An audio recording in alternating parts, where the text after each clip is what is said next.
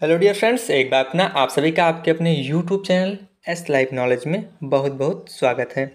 आज हम बात करेंगे वैदिक संस्कृत के बारे में। तो वहाँ से रिलेटिव जो भी क्वेश्चन हमारे पास हैं वे आप लोगों के साथ हम डिस्कस करेंगे। यहाँ पर जो आपको प्रश्न कराए जाएंगे वे आपके प्रीवियस ईयर के एग्ज़ाम में पूछे गए हैं। तो सबसे पहला प्रश्न आप देख पा रहे हैं यहाँ पर दिया गया है, प्रारंभिक आर्यों के बारे में निम्न कथनों में से कौन सा सही नहीं है। ये प्रश्न आपका एसएससी सीजीएल 2002 में पूछा गया था। यहाँ पे ऑप्शंस जो दिए गए हैं वे मुख्यतः नगरों में निवास करते थे, वे संस्कृत बोलने वाले थे, वे घुड़सवारी किया करते थे, वे कई झुंडों में भारत पहुँचे। तो यहाँ पर ये जो भी ऑप्शन दिए गए हैं, जैसे कि आपका ऑप्शन ए बी दिया गया है, वे संस्कृत बोलने वाले थे। तो वे आर्यों को कहा जाता है कि वे वास्तव में संस्कृत बोलते थे और ऐसे प्रमाण भी मिले हैं कि वे वास्तव में संस्कृत बोलते थे, उन्हें संस्कृत का ज्ञान था।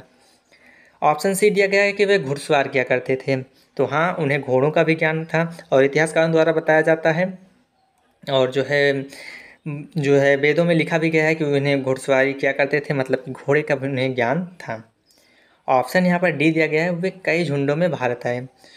तो इतिहासकारों का मानना है कि वे कुछ इतिहासकार ये भी मानते हैं कि वे भारत के जो सिंधु घाटी की सभ्यता के लोग थे वही जो है धीरे धीरे जो है अपनी संस्कृति का विकास करके आर्य बने। और कुछ विदेशी इतिहासकारों या विदेशी इतिहासकारों का मानना है कि वे जो है विदेशी लोग थे जो कि यहाँ पर आकर जो है आर्य बने या फिर आर्य लोग जो है बाहर से आए थे। तो यहाँ पर ये आपके जो ऑप्शन बी दिए गए हैं, सी दिए गए हैं, डी दिए गए हैं, ये तो आपके जो है उनसे रिलेट करते हैं, ये बिल्कुल उनके बारे में सही है। हमें यहाँ पर ये बताना है कि ऐसा क्या दिया गया है ऑप्शन में जो उनसे रिलेट नहीं करता है, सही नहीं है। तो ऑप्शन ए, वे मुख्यतः नगरों में निवास करते थे। तो नगरों में निवास जो है सिंधु घाटी सभ्यता के लोग करते थे, ऐसा इतिहासकारों द्वारा बताया जाता है। जो आर्य लोग थे वे मुख्यतः नगरों में निवास नहीं करते थे। अगले प्रश्न की ओर बढ़ते हैं। तो इसका राइट आंसर है वे मुख्यतः नगरों में निवास करते थे। ये प्रश्न आपका दिया गया है, इनमें से किस फसल का ज्ञान वैदिक काल के लोगों को नहीं था। ये प्रश्न आपका यूपी पीसीएस 2012 में पूछा गया था। ऑप्शन ए दिया गया है चावल, ऑप्शन बी तंबाकू, ऑप्शन सी जौ, ऑप्शन डी गेहूँ। तो इनमें से किस फसल का ज्ञान जो है वैदिक काल के लोगों को नहीं था। तो यहाँ पर आपका राइट आंसर हो जाएगा ऑप्शन बी तंबाकू। तंबाकू का ज्ञान जो है वैदिक काल के लोगों को नहीं था। अगले प्रश्न की ओर बढ़ते हैं।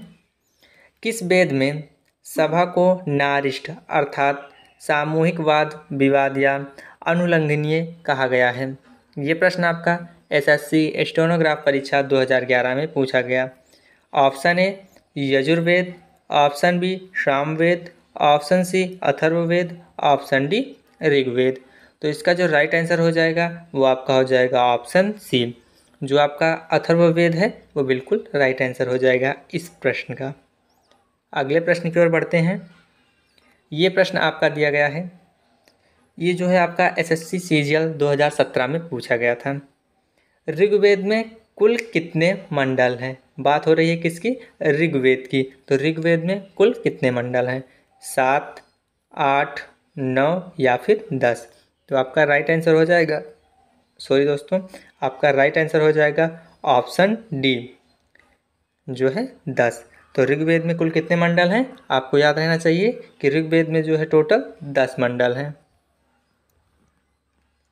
अगले प्रश्न की ओर बढ़ते हैं।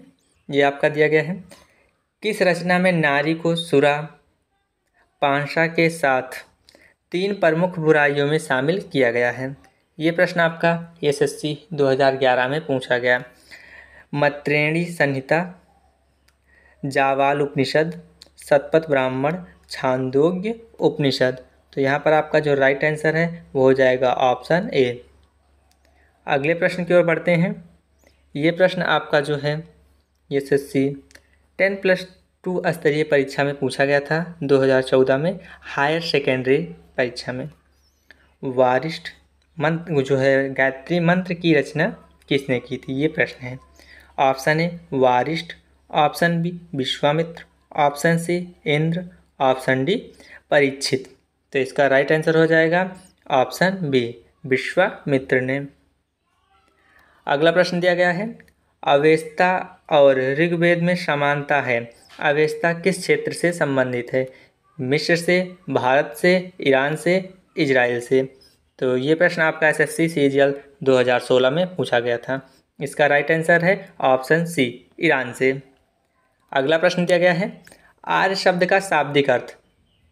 आर्य शब्द का शाब्दिक अर्थ क्या है? ये प्रश्न आपका बीपीएससी 2013 में पूछा गया। ऑप्शन ए यज्ञकर्ता या पुरोहित, ऑप्शन बी विद्वान, ऑप्शन सी वीर या योद्धा, ऑप्शन डी श्रेष्ठ या कुलीन। तो इसका जो राइट आंसर है वो हो जाएगा श्रेष्ठ या कुलीन। अगले प्रश्न की ओर बढ़ते हैं। ये प्रश्न आपका 2014 में पूछा गया था एसएससी संयुक्त स्नातक की परीक्षा में। पूर्व वैदिक या ऋग्वैदिक संस्कृत का काल किसे माना जाता है? 1500 से 1000 ईसा पूर्व, 1000 से 600 ईसा पूर्व, 600 ईसा पूर्व से जो है 600 ईस्वी, इनमें से कोई नहीं। तो यहाँ पर आपका जो राइट आंसर है वो हो जाएगा ऑप्शन ए, 1500 से 1000 ईसा पूर्व। अगले प्रश्न की ओर, उत्तर वैदिक संस्कृत का काल किसे माना जाता है? उत्तर वैदिक संस्कृत का काल किसे माना जाता है? ऑप्शन ए 1500 से 1000 ईसा पूर्व, ऑप्शन बी 1000 ईसा पूर्व से 600 ईसा पूर्व, ऑप्शन सी 600 ईसा पूर्व से 600 ईस्वी, ऑप्शन डी इनमें से कोई नहीं। तो इस प्रश्न का जो भी राइट आंसर है आप लोग कमेंट बॉक्स में बताइएगा। तो आज का वीडियो बस यहीं तक, मिलते हैं फिर अगले वीडियो में। तब तक के लिए जय हिंद, जय भारत।